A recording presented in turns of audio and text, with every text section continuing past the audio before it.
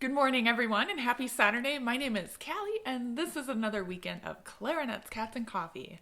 In today's video, I am going to share one really important practice tip that I have tweaked and I'm still tweaking over the years, and that is what I like to call the micro practice session. So before we get into my tips for managing micro practice sessions, I want to do a quick shout out to my patrons. Thank you so much for supporting my channel. Getting to know you guys has really been an important part of my life the past 3 years. And I hope that any of you out there who find my content helpful will consider supporting my channel through Patreon, or if you can't do Patreon, you can also support through YouTube memberships. As a side note, I have added additional benefits to the highest level tiers in Patreon. So if you really love what I'm doing, but you feel like you have any burning questions and you really want to ask, if you join one of the top 2 levels on Patreon, you actually have the option of meeting with me in person or over Zoom, or you can submit questions for me to answer at the beginning of my Saturday morning video. So I'm really excited to offer these perks, and I'm very excited to get these questions that I will hopefully be able to answer for you guys in upcoming videos. So I hope to see more of you there, and just click the link below to find out more information.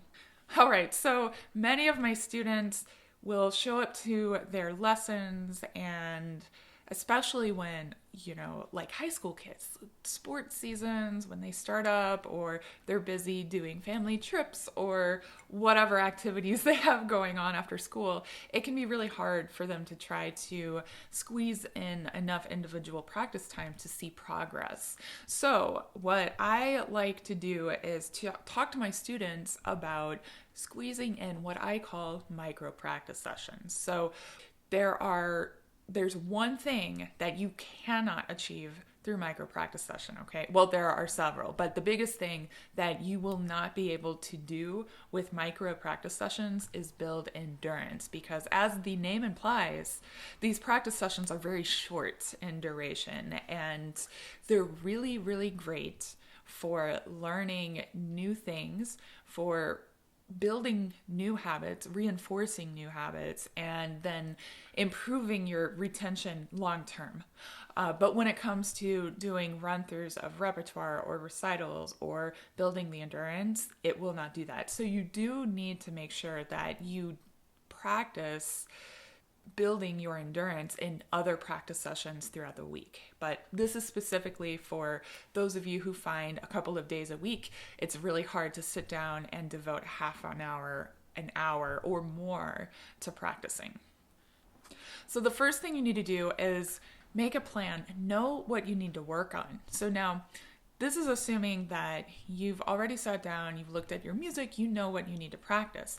I like to use little sticky tabs, and I'll put sticky tabs in my music, especially if it's a piece of music that is particularly scary for me.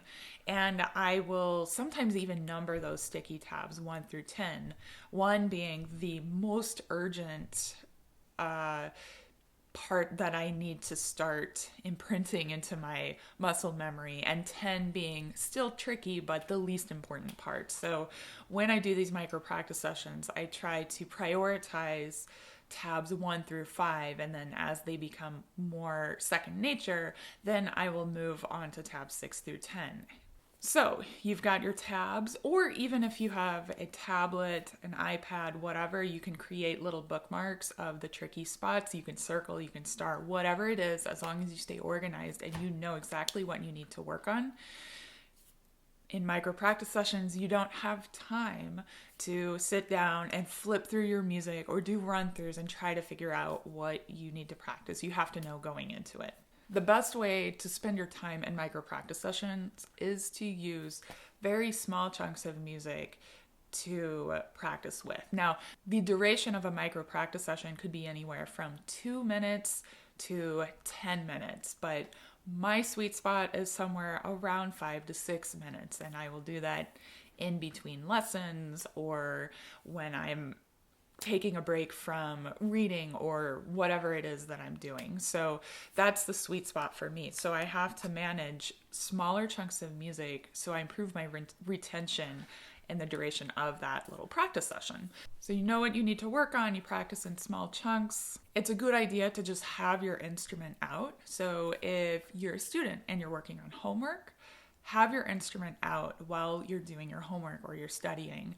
When you take breaks from that, which of course we all know we should every 30 to 45 minutes, when you take short breaks, go over to your instrument and target a very specific thing in your music. Set a timer for 5 minutes if you need to, and then go back to your homework. So by jumping around a little bit from one task to your micro practice session and then back, you can improve your retention over a longer period of time, okay? But you don't really have time to just take your instrument out and swab it out and then put everything away or whatever every time you go and practice. So if you already have your instrument out and you know you're going to be around and you just go over to it and you play, that's going to help eliminate one huge obstacle, which is having to put the instrument together.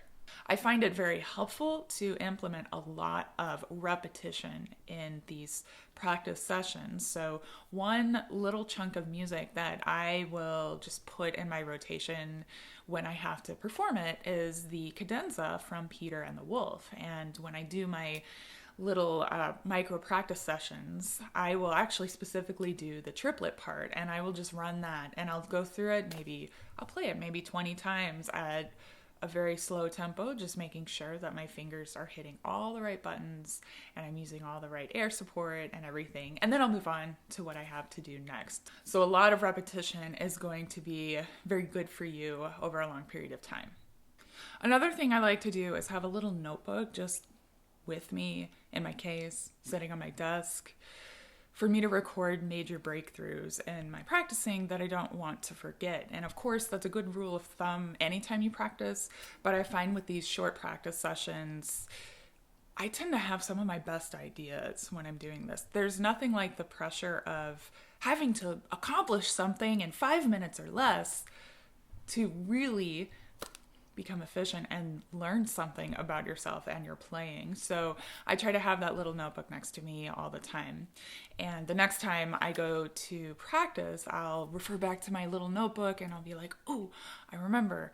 I realized that when I put more pressure to my top teeth, my high notes sound a little better. So I'm going to make sure that I remember to do that in this next little practice session.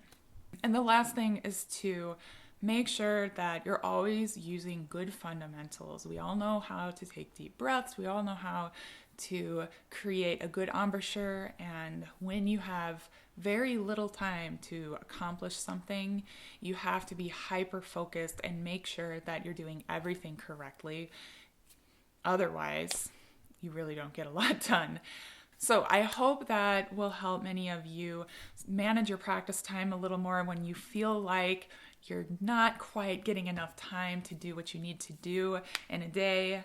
And I think that many of you, if you try this out, many of you will find that you spend less time just playing through stuff mindlessly and spend more time actually targeting very specific things to improve. Thank you all so much for watching. If you have any questions, if you have any tips of your own about managing practice time and being efficient in practice, please leave them in the comments below. I'd love to hear from you. Thank you so much for watching. Have a good weekend. Have a good week next week. And as always, happy practicing.